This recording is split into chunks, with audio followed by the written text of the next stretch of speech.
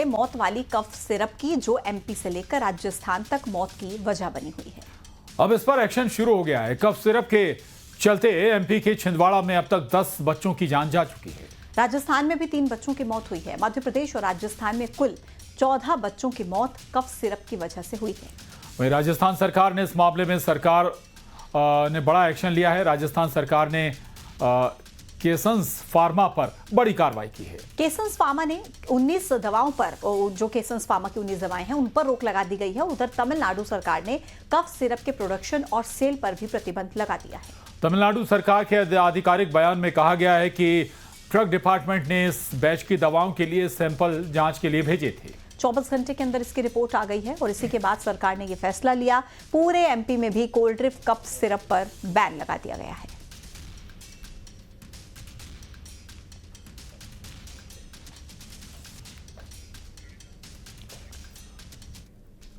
और मासूमों की मौत के बाद अब कफ सिरप को लेकर केंद्रीय स्वास्थ्य मंत्रालय भी अलर्ट मोड पर है। एमपी और राजस्थान में लगातार हुई मौत के बाद स्वास्थ्य विभाग की तरफ से एक एडवाइजरी जारी की गई है, जिसमें कफ सिरप के इस्तेमाल को लेकर जानकारी दी गई है। आपको बता दें कि कफ सिरप के बाद बच्चों की किडनी फेल हो गई है। ऐसा आरोप है कि कफ सिरप में गड़बड़ी से ही बच्चों की मौत हुई है। सवाल यह है कि आखिर दोषी कौन है, क्योंकि कफ सिरप को बैन कर दिया, लेकिन जो कंपनी उसको बना रही थी उस पर कोई कार्रवाई अभी तक नहीं की गई है। जिसके बाद कहा यह जा रहा है कि दवा के सैंपल फेल हो गए, लेकिन कैसे ये दवा पहले पास हो गई थी।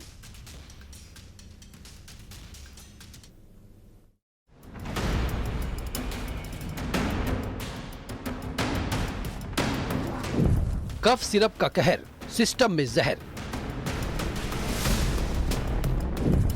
मौत की दवाई, आधी अधूरी कार्रवाई। अगर कफ सिरप सही तो गलत कौन?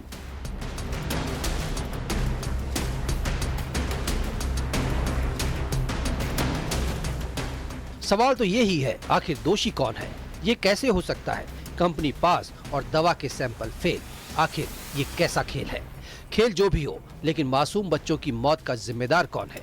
एमपी से राजस्थान तक सिरप की वजह से कई बच्चों की मौत हो चुकी है। राजस्थान, एमपी और तमिलनाडु में कफ सिरप पर बड़ा एक्शन लिया गया है।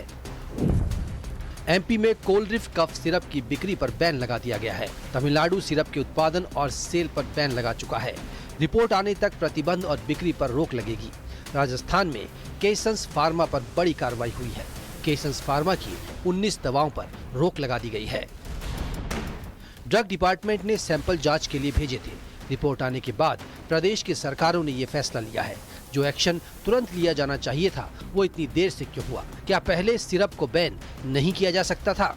सिरप से बच्चों की मौत के बाद केंद्रीय स्वास्थ्य मंत्रालय अलर्ट मोड पर है।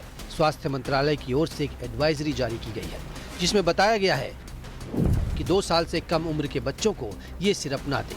5 साल के बच्चों के लिए डॉक्टर से सलाह लें। बच्चों की खांसी में घरेलू उपाय को प्राथमिकता दें।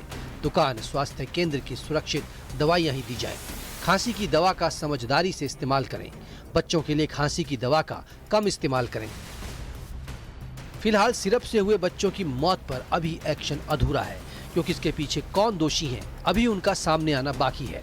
अब सवाल यही है, आखिर दोषियों पर कार्रवाई कब होगी? मध्य प्रदेश में सिरप से पीड़ित कई बच्चों का भी इलाज जारी है।